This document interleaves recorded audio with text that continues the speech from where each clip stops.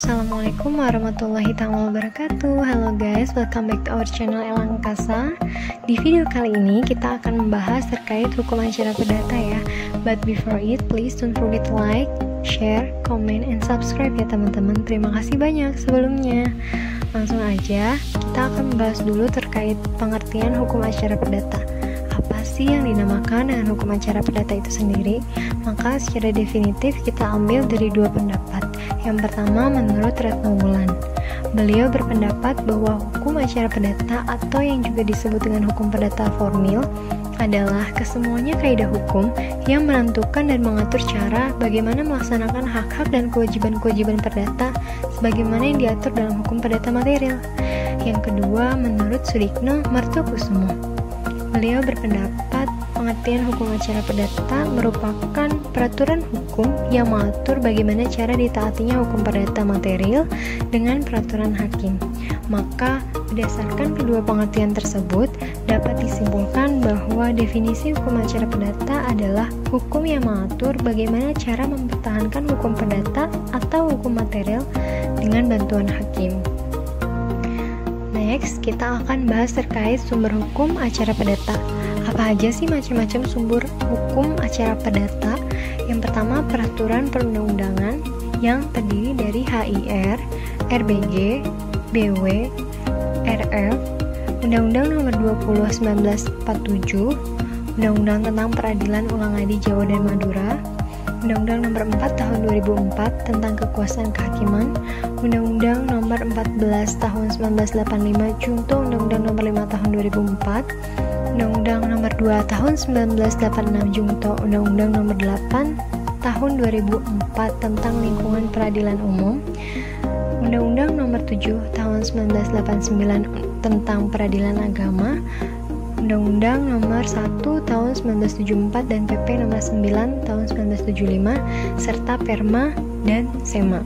Yang kedua, jurisprudensi.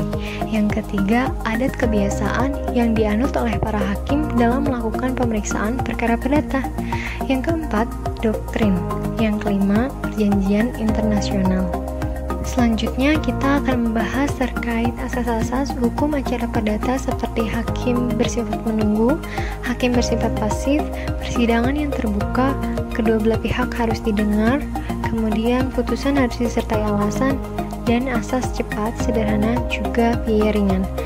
Maka dari itu kita akan bahasnya satu persatu dulu ya teman-teman. Yang pertama terkait hakim bersifat menunggu.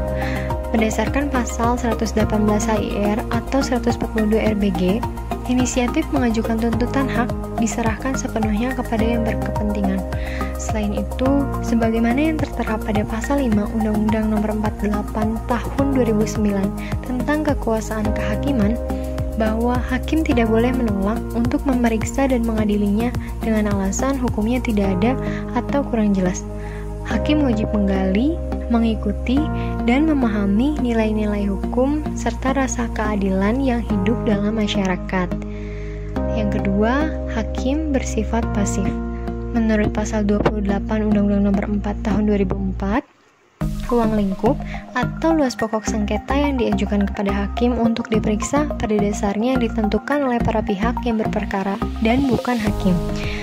Jadi, hakim hanya membantu para pencari keadilan dan berusaha mengatasi segala hambatan dan rintangan untuk dapat tercapainya peradilan.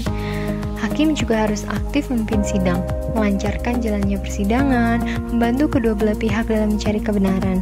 Tetapi, dalam memeriksa perkara perdata, hakim harus bersifat tuturi, terikat pada peristiwa yang diajukan oleh para pihak. Kemudian, berdasarkan pasal 130 HIR dan 154 RBG, para pihak dapat secara bebas mengakhiri sendiri sengketa yang telah diajukannya ke muka pengadilan, sedangkan hakim tidak dapat menghalanginya. Hal ini dapat berupa perdamaian atau pencabutan gugatan. Selain itu, pada pasal 178 ayat 2 dan 3 HIR, pasal 189 ayat 2 dan 3 RBG menerangkan bahwasannya hakim wajib mengadili semua gugatan dan larangan menjatuhkan putusan atas perkara yang tidak dituntut atau mengabulkan lebih dari yang dituntut. Hal ini sejalan dengan pasal 6 Undang-Undang Nomor 20 Tahun 1947 Pasal 199 RBG mengenai apakah yang bersangkutan mengajukan banding atau tidak.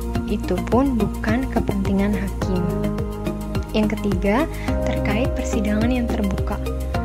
Berdasarkan pasal 13 ayat 1 Undang-Undang 48 tahun 2009, setiap orang dibolehkan hadir dan mendengarkan pemeriksaan perkara, meskipun terdapat beberapa perkara yang dilakukan pemeriksaannya secara tertutup seperti perceraian.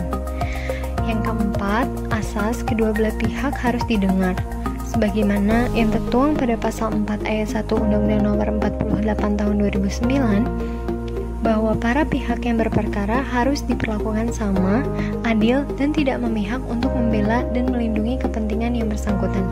Adapun berdasarkan pasal 121, 132 HIR atau 145 dan 157 RBG, hakim tidak boleh menerima keterangan dari salah satu pihak sebagai sesuatu yang benar, tanpa mendengar atau memberi keterangan dari salah satu pihak sebagai sesuatu yang benar, juga tanpa mendengar atau memberi kesempatan pihak lain untuk menyampaikan pendapatnya.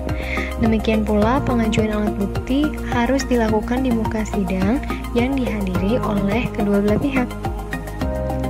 Yang kelima, terkait putusan harus disertai alasan. Berdasarkan pasal 50 ayat 1 Undang-Undang Nomor 48 tahun 2009, semua putusan pengadilan harus disertai alasan-alasan yang dijadikan dasar untuk mengadili. Asas ini dimaksudkan untuk menghindari terjadinya perbuatan sewenang-wenang dari hakim. Putusan yang tidak lengkap atau kurang cukup dipertimbangkan merupakan alasan untuk mengajukan kasasi, dan putusan tersebut harus dibatalkan.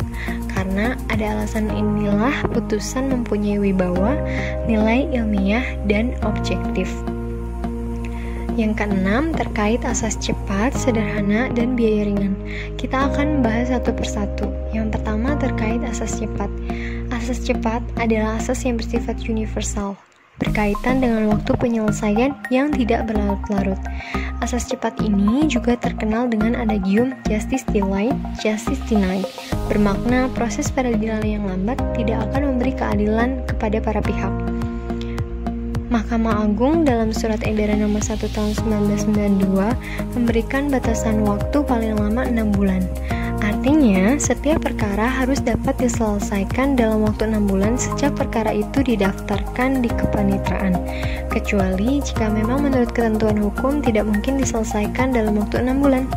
Meskipun demikian, penyelesaian yang cepat ini senantiasa harus berjalan di atas aturan hukum yang benar, adil, dan teliti. Selanjutnya terkait sederhana. Sederhana mengandung arti pemeriksaan dan penyelesaian perkara dilakukan dengan cara yang efisien dan efektif. Yang terakhir terkait asas biaya ringan yang mengandung arti biaya perkara dapat dijangkau oleh masyarakat. Demikian video dari kami, kurang lebihnya mohon maaf. Wassalamualaikum warahmatullahi wabarakatuh. Thanks for watching.